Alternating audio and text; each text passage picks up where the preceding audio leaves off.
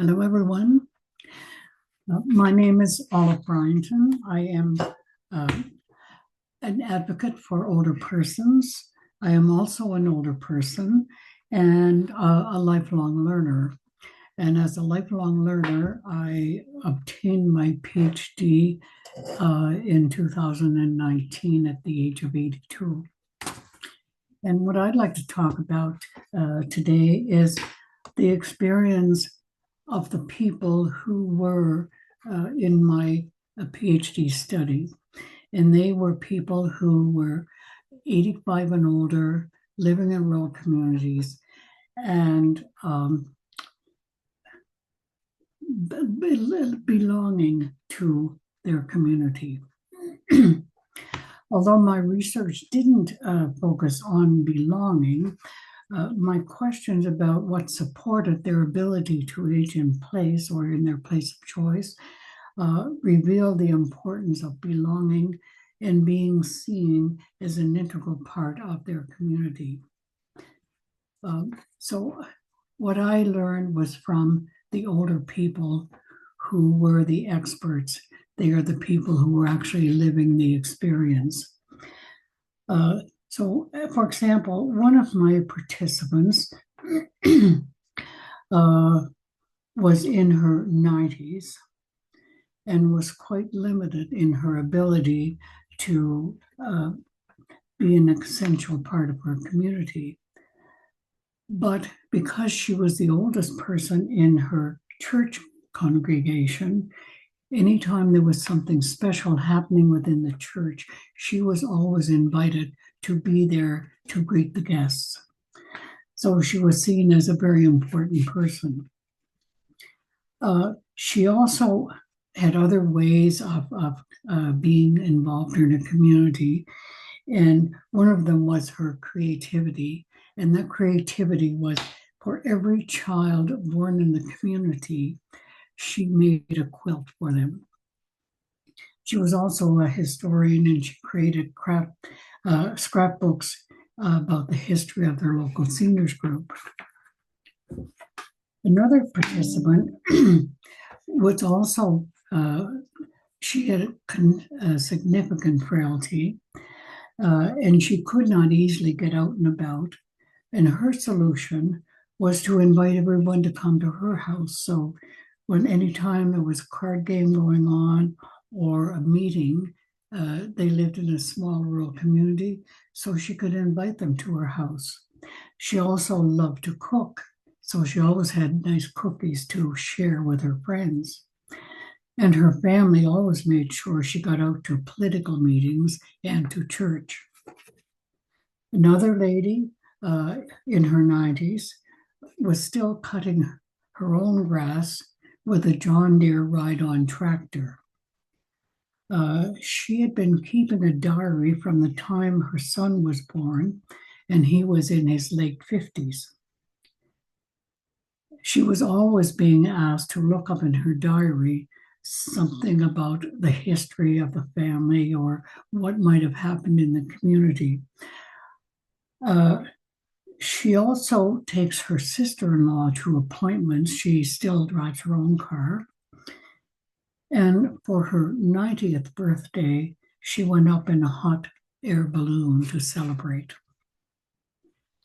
Another of my participants, she was in her late 80s, was a computer-loving historian and was always involved in projects, whether it was working on the family tree, researching ancestors, involved in projects, whether it was for reunion skits or developing a proposal for a project for her local seniors group. She was always doing something that was interesting. And while being part of my study, she took up Swedish embroidery and said it kept her mind occupied while she was watching TV, and states that it prevented her from thinking about the goodies in the fridge. This retired teacher is always open to new experiences, and her latest was having her DNA done, which she said was exciting and a real learning experience. Another mover and shaker was also in her late 80s, still very active and involved in several organizations. And in spite of needing a hip replacement, this woman was also a caregiver for her husband, who was in a wheelchair. She was constantly driving herself to meetings or other events that she needed to attend, and she also was able to take her husband to appointments or to events they both enjoyed. Her mentally challenged grandson always came on Sunday after church, and they went to get groceries, and she said that was the only way she was able to get her groceries. One of her sons lived in the family farm, and the house that she was currently living in was down by the road, still on the family farm. So her son always looked after the snow removal and grass cutting. And other family members helped with chores and transportation as needed. She's also the family historian and a well-respected community member. Another 91-year-old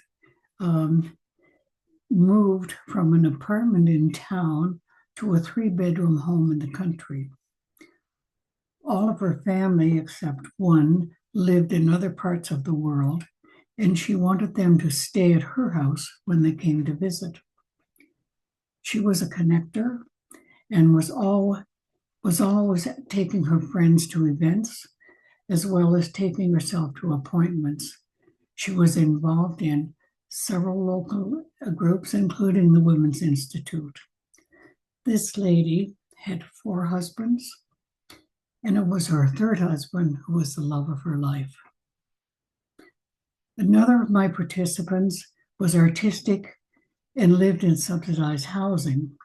It was a small rural housing unit, 6 apartments, and what was unusual about this, she was the only female living in the building. The other 5 were male. She was also the only one with a car, so she became the paid taxi. This lady was also an artist, and during her time in my study, she had an art exhibition of her work. She also played the piano and was paid to play the piano in one of the local churches. All of these women were respected members of their community, were valued for the work they continued to do, and they were involved in all generations. They did not let ageism stifle their creativity. This goes to show that no matter what age or no matter what your health condition, there are still ways you can be involved in your community. Thank you.